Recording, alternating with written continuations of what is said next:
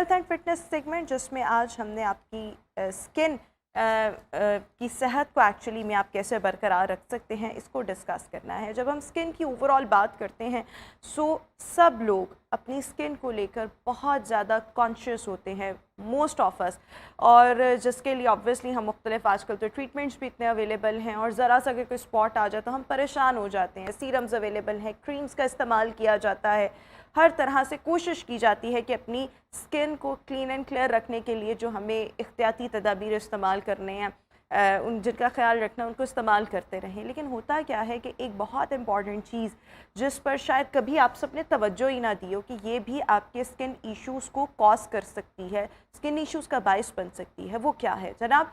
वो है तकिए का गिलाफ। तकिए का गिलाफ ऑब्वियसली आप हर रात जब सोते हैं, और हर रात क्या मतलब दिन में भी ऑब्वियसली जब आप नैप लेते हैं, तो सबसे ज़्यादा आपकी स्किन जिस चीज़ के करीब होती है वो होता है आपका तकिया। और इसका जो गिलाफ है वो आपके बहुत से स्किन से रिलेटेड मसाइल को जो है उसका बाइस बन सकता है, और अगर जिनके ऑलरेडी मसाइल हैं उनको ट्रिगर कर सकता है।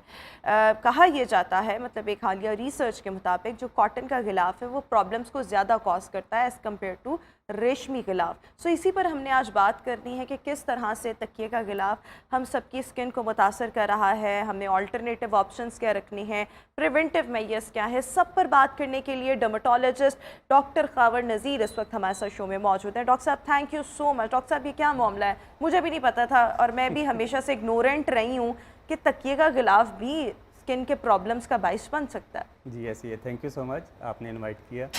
ये कॉमन चीज़ है और ये कॉमन प्रॉब्लम है बेसिकली। हमारे पास पेशेंट आते हैं, वो हर चीज़ इस्तेमाल कर रहे होते हैं, वो दवाइयाँ इस्तेमाल कर रहे होते हैं, सीरम्स यूज़ कर रहे होते हैं, प्रोसीजर्स करवा रहे होते हैं, लेकिन स्किन उनकी स्टिल प्रॉब्लम का शिकार होती है।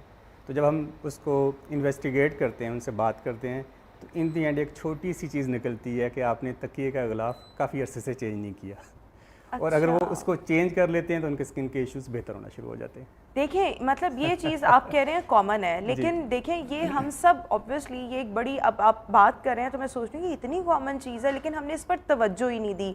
सो बेसिकली हमें लगता है कि स्किन इश्यूज़ जितने भी होते हैं वो एनवायरमेंटल फैक्टर्स की वजह से हो गए, या अपने आपके हार्मोनल इम्बैलेंसेस या किसी भी वजह से, एजिंग के साथ भी हो जाते हैं। लेकिन ये तो किसी ने तवज्जो ही नहीं दी कि गिलाफ भी एक वजह हो सकती है। अच्छा, अब गिलाफ एक वजह है, लेकिन ठीक है, आपने कहा कि उसको फ्रीक्वेंटली तब्दील करने की कोशिश करनी चाहिए। लंबे अरसे तक अगर आप कोई गिलाफ रखेंगे सो ऑब्वियसली वो आपकी स्किन को डैमेज कर सकता है। किस अंदाज में डैमेज करता है, नंबर वन। और नंबर टू, जिस तरह से मैंने एक रिसर्च का भी हवाला दिया, ये कॉटन का गिलाफ, हम सब तो कॉटन पे, मेरी खुद प्रेफरेंस यही होती है कॉटन का गिलाफ, ज़रा उस पर नींद अच्छे से आ जाती है। तो ये क्या चक्कर है कि कॉटन का गिलाफ ज़्यादा प्रॉब्लमेटिक है? देखिए, सबसे पहले तो अंडरस्टैंड करने की ज़रूरत है कि तकिए का गिलाफ कैसे प्रॉब्लम करता है। तो जब हम तकिए पे अपना सर रखते हैं सोने के लिए, तो हमारा फेस और बाल दोनों तकिए को टच कर रहे होते हैं। अब हमारे चेहरे पे जो ऑयल है, हमारा जो मेकअप है या डस्ट है, वो तकिए पे अब्जॉर्ब हो रही है। इसी तरह हमारे बालों पे जो ऑयल है, बालों पे कोई जेल लगाया हुआ है या हमने कोई भी चीज़ लगाई हुई है बालों को फिक्स करने के लिए, सीरम लगाया हुआ है, वो भी तकिए में अब्जॉर्ब हो रहा है। अगर एक बंदा अपना तकिया डेली यूज़ कर रहा है, देन अगेन वो अपनी सिक्रेशंस दे रहा है।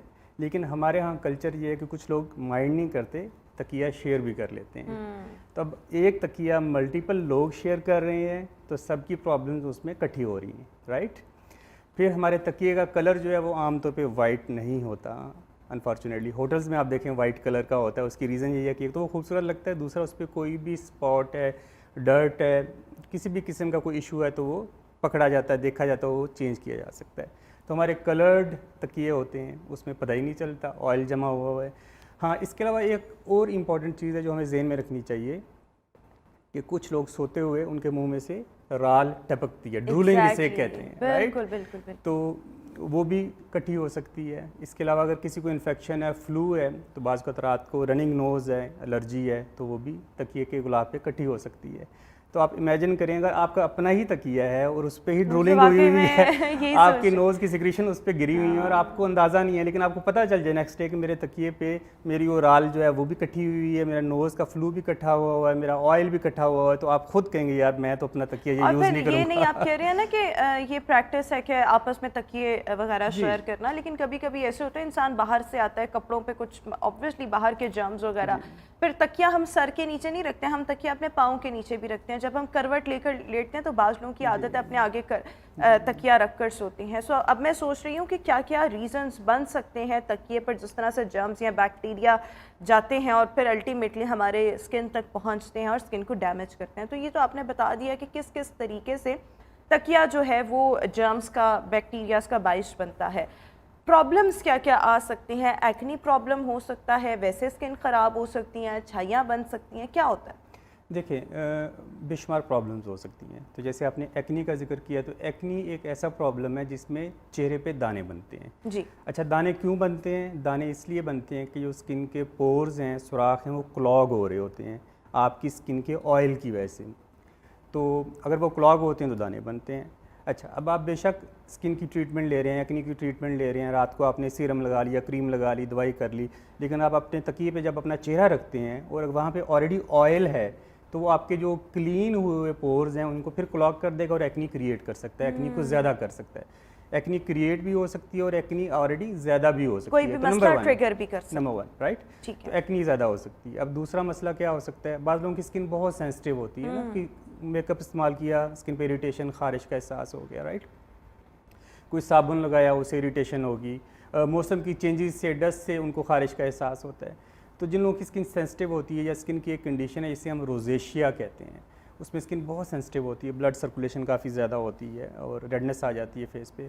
तो अगर उनके तकिया पे सफाई नहीं है, उनके तकिए पे जरासीम है, डस्ट माइट है, ऑयल है, तो वो भी उनकी स्किन को इरिटेट कर सकता है। अब पेशेंट कहता है यार मैं अपना ख्याल कर रहा हूँ, मैं बिल्कुल ठीक था, मैं रात सोया, सुबह उठा तो मेरी स्किन फिर ख़राब हुई है, इरिटेट हुई हुई है। तो वो रीज़न क्या थी? तकिए का गुलाफ था जिसकी वजह से उसकी स्किन इरिटेट हुई हुई थी।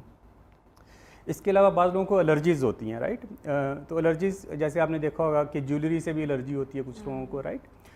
कुछ लोगों को मेटल से एलर्जी होती है, कुछ लोगों को हेयर डाई से एलर्जी होती है। तो एलर्जीज़ की बेशुमार किस्म। तो अगर किसी को एलर्जी है और वो उस तकिए में वो एलर्जी का एलिमेंट है, तो उससे भी उसकी स्किन की एलर्जी का प्रॉब्लम ट्रिगर हो सकता है। हमारे यहाँ ये कल्चर है, स्पेशली अगर गाँव में चला जाए तो तकियों को बड़ा खूबसूरत डिज़ाइन किया जाता है, कशीदाकारी की जाती है, उस पर डिज़ाइनिंग होती है। Exactly. तो बाज़ लोगों की जो स्किन है वो किसी थ्रेड से इरिटेट हो सकती है, किसी थ्रेड के कलर से इरिटेट हो सकती है, किसी स्पेसिफिक डाई से हो सकती है। और आपने जो कॉटन और उसका जिक्र किया, स्पेशली वो कपड़ा जो सिंथेटिक होता है उससे एलर्जी बहुत ज़्यादा होती है। तो कॉटन और जो सिल्क के कपड़े हैं वो कम एलर्जी करते हैं, वो आपके पसीने को अब्जॉर्ब भी कर लेते हैं, उसमें ब्रीदिंग का एलिमेंट होता है। लेकिन सिंथेटिक जो फाइबर है वो एलर्जी ज़्यादा करता है। तो स्किन पे एलर्जी ज़्यादा हो सकती है, एक्नी ज़्यादा हो सकती है, रोजेशिया ज़्यादा हो सकता है। मिलाजमा या पिगमेंटेशन का बहुत ज़्यादा रोल नहीं है तकिए के गिलाफ के हवाले से, लेकिन अगेन अगर आपकी स्किन क्लीन है, नीट है, उस पर डस्ट वगैरह नहीं है, इरिटेशन नहीं है, तो वो ज़्यादा अच्छा हील करेगी। अगर स्किन पे प्रॉब्लम्स हैं तो फिर मिलाजमा भी अच्छा हील नहीं करेगा। एक और चीज़ के तकिए का फैब्रिक किस तरह का होना चाहिए और क्या वाकई कॉटन का तकिया ज़्यादा प्रॉब्लम्स का बाइस बनता है? इसको भी थोड़ा सा एक्सप्लेन कर दें, क्योंकि मोस्टली लोग बेडशीट्स, या मैं अगर अपनी भी बात करूँ तो अगर थोड़ा मिक्स कपड़ा हो तो आपको नींद नहीं आती। सो आई प्रेफर पर्सनली, या मैंने अपने इर्द गिर्द भी मोस्टली लोगों को देखा है, उनका यही होता है कि बेडशीट हमेशा या आपके पिलो कवर्स कॉटन के होने चाहिए। लेकिन क्या कॉटन का कपड़ा ज़्यादा प्रॉब्लमेटिक है? मेरा ख्याल है कि कॉटन का कपड़ा तो अच्छा है मेरे ख्याल में। मैं भी यही, लेकिन मैंने आई रेड इट समवेयर, मैंने देखी नहीं रिसर्च, लेकिन जनरली कॉटन सबसे बेस्ट है जो कि आपको हेल्प करता है आपकी स्किन के हवाले से। जब भी स्किन पे कोई एलर्जीज होती हैं, प्रॉब्लम होती है, तो हम कॉटन का फैब्रिक सजेस्ट करते हैं। जी जी। सिल्क भी अच्छा है, लेकिन सिंथेटिक या कॉम्बिनेशन में जो फाइबर्स होते हैं वो प्रॉब्लम करते हैं। अच्छा, एक और चीज़ इसमें बड़ी इंपॉर्टेंट है कि तकिए के गिलाफ को जब धोया जाता है, तो अगर वो जो धोने वाला मटेरियल है जिसे हम सर्फ कहते हैं या कोई ब्लीचिंग एजेंट कहते हैं, अगर वो प्रॉपर तरीके से वॉश आउट नहीं हुआ हुआ, तो वो again कपड़े में रह गया है would cause some तो problem. वो भी स्किन को इरिटेट कर सकता है, क्योंकि वो ब्लीचिंग एजेंट्स हैं या उसमें केमिकल्स होते हैं। तो अगर वो क्लीन नहीं हुआ, आपने प्रॉपर तरीके से तकिए के गुलाफ को वॉश नहीं किया, उसे ड्राई नहीं किया, गर्म पानी से वॉश नहीं किया, और वहाँ पे अगर कोई मटेरियल्स रह गया वो भी आपकी स्किन को अच्छा, इरिटेट यू कर आर सकता इनटू है। This field for so many years, आप डर्मेटोलॉजी के साथ एसोसिएटेड हैं, आप अपनी अपनी प्रैक्टिस में बहुत से ऐसे पेशेंट्स देखे होंगे जो स्किन इश्यूज़ के साथ आपके पास आए। सो कितने पेशेंट्स ऐसे थे, मैं सिर्फ इसकी प्रेवलेंस जानना चाह रही हूँ कि जब बिल्कुल एक्ने ठीक ही नहीं हो रहा और आपने बहुत से पोटेंशियल कॉजेज़ को डिफाइन किया, so one of the major cause तकिया निकला। सो कितने पेशेंट्स आपके पास ऐसे हैं जिनका तकिए का गिलाफ तब्दील करवाने से उनके इशू सॉर्ट आउट हो गए? बेशुमार पेशेंट। हमारा कल्चर ऐसा है, मैंने आपको बताया कि हमारे पास पेशेंट आते हैं, वो जी फैमिली में कोई शादी है, तो वो बच्चे उसके लिए जी स्किन क्लियर हो जाए, एक्ने ठीक हो जाए, शादी आ रही है, मेकअप वगैरह करना है, तो स्किन बिल्कुल ठीक होती है। शादी के बाद मेरे पास आएंगे, डॉक्टर साहब स्किन बिल्कुल ठीक थी, जैसे ही शादी आई मेरा चेहरा ख़राब हो गया अनफॉर्चुनेटली। अच्छा। मेरी सारी मेहनत ज़ाया।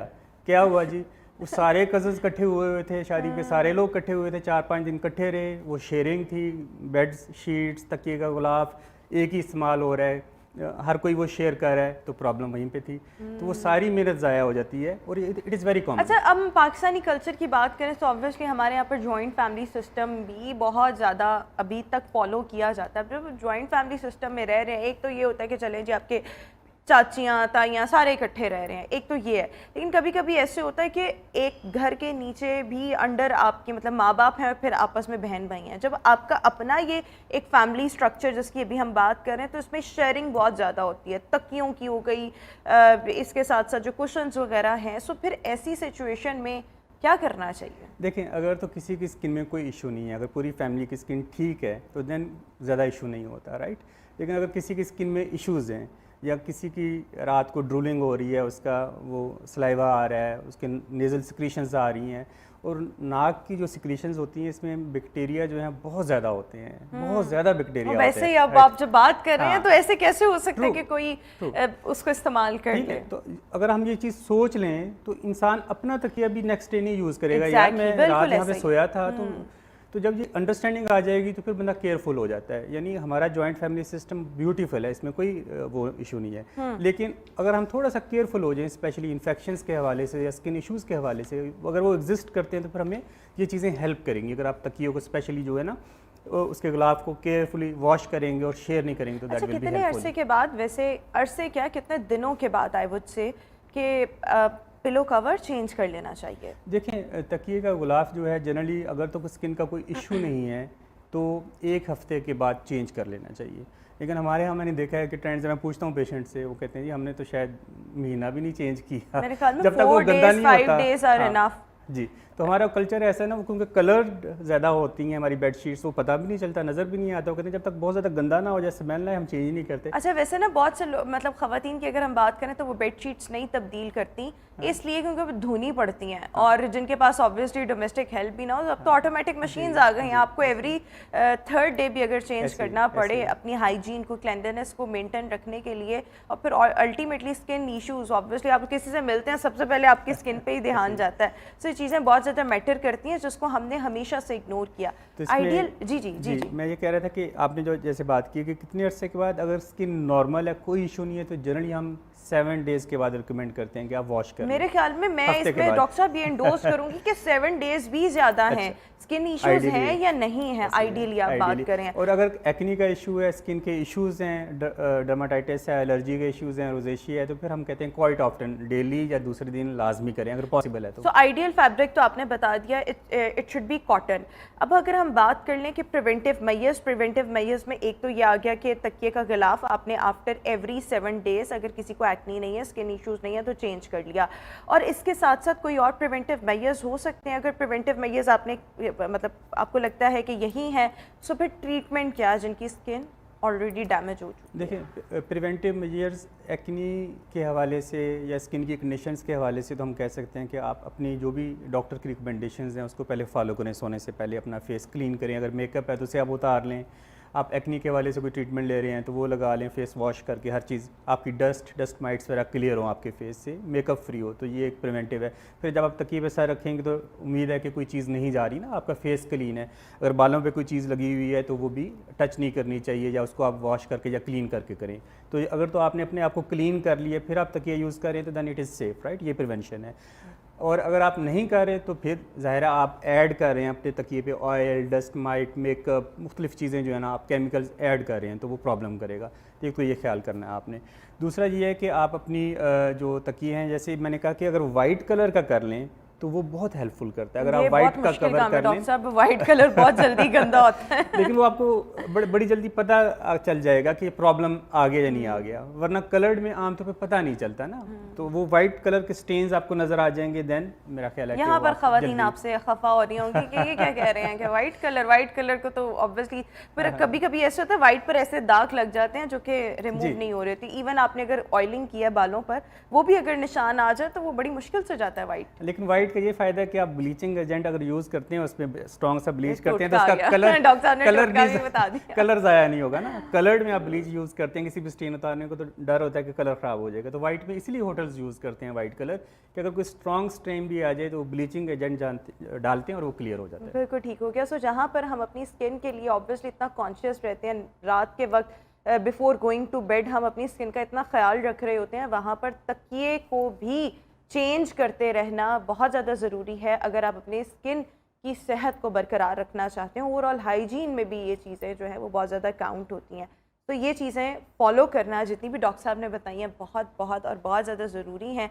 कोशिश ये करनी चाहिए कि मतलब अगर आपकी एक्नी है या नहीं है, आप फिर भी इसको आफ्टर 3 to 4 डेज़ बाद मतलब चेंज कर लें, लेकिन डॉक्टर साहब ने आपको मार्जिन दे दिया 7 दिन विदाउट एक्नी। लेकिन thank you so much doctor Khawar, हमारे साथ शो का हिस्सा थे। व्यूअर्स